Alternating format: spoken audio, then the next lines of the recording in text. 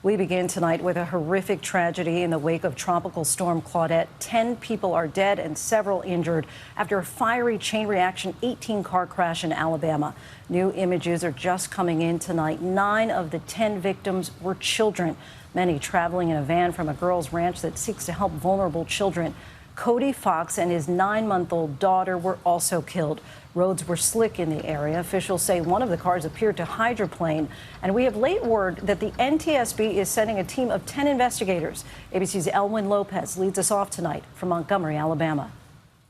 Tonight, authorities investigating a horrific pileup crash in Alabama that killed 10 people, including 9 children. Requesting your response to the I-65 multiple vehicles. 18 vehicles slamming into each other on Interstate 65 near Montgomery on Saturday, some bursting into flames. It's very tragic. Officials say 2 18-wheelers likely setting off the chain reaction crash. The county coroner saying a car likely hydroplaned on rain-slicked roads as Tropical Storm Claudette moved through the southeast. Authorities tonight identifying 2 of the victims, 29-year-old Cody Fox and his 9-month-old daughter, Ariana. Also killed 8 children between the ages of 4 and 17.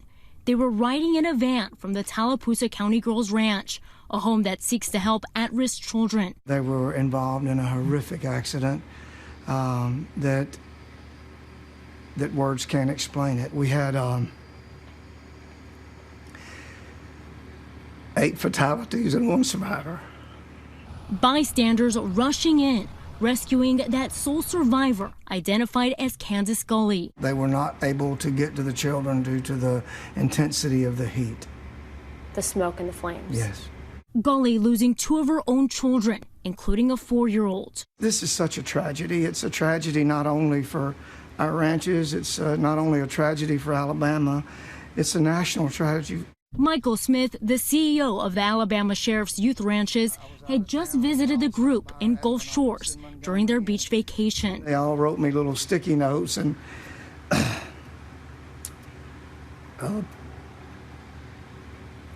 put these sticky notes over my office saying how they look forward to me being down there and being together. They were on their way back when the van crashed. I'm so happy that I was able to spend time with them this week. I can't tell you what it meant to me. And I just know in my heart that it meant something to them. The sticky notes on the notepad, just a heartbreaking, devastating story unfolding there in Alabama. Elwin Lopez joins us now from outside of the hospital in Montgomery, where one of the victims is recovering tonight. Elwin, what's the latest in the investigation? Lindsay, the NTSB is sending 10 investigators to conduct a safety investigation. As for the sole survivor in that van, she is still recovering here tonight. She says she wants to know all the girls are loved, and she says that they are now pulling together fundraising efforts to pay for the victims' funerals. Lindsay? Elwin, thank you.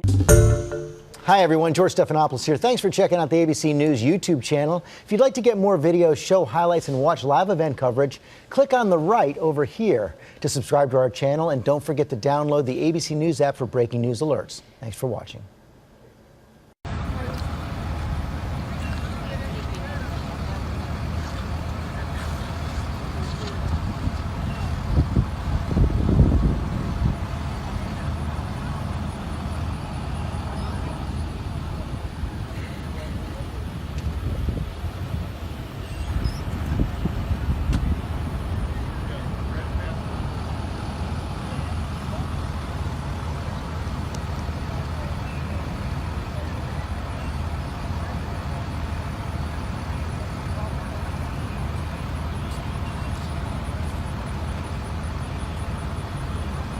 We are also following some really sad breaking news out of Alabama. 10 people are confirmed dead following a multi-car pileup on Interstate 65 in Butler County, just about an hour south of Montgomery.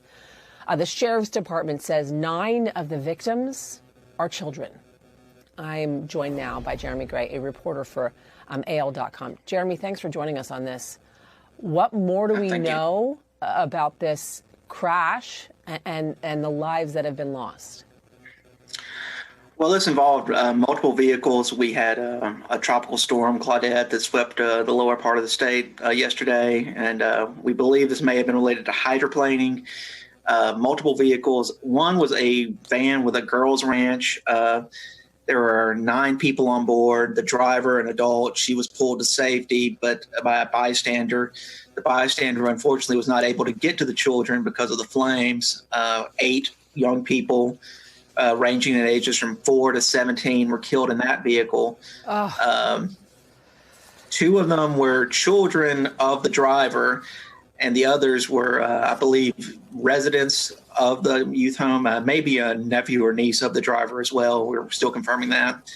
And the other vehicle, one of the other vehicles, like I said, there were multiple vehicles. A 29-year-old man, a volunteer firefighter from Tennessee, and his 9-month-old daughter were killed. So we understand that these young people in the girls' youth ranch van were coming back from Gulf Shores, Alabama. They were at the beach. They had been having a good time, and unfortunately, this ended in tragedy. Man, that is so incredibly awful on this Father's Day weekend, on any weekend, really. Just such an incredibly sad story. Jeremy, just quickly, have all the families been informed, alerted of the passing of these individuals at this point, or are they still trying to identify folks that have been lost? I believe they've all been identified, and I believe the families have all been notified. We haven't been informed of all the names of the victims. Friends and family members gathered at a high school in Tallapoosa County to mourn the victims. We understand 4 of the victims attended Reeltown High School in Tallapoosa County. And it's just been a real emotional scene there today. All right, Jeremy Gray, thanks for joining us with this incredibly tragic and awful story. Appreciate it.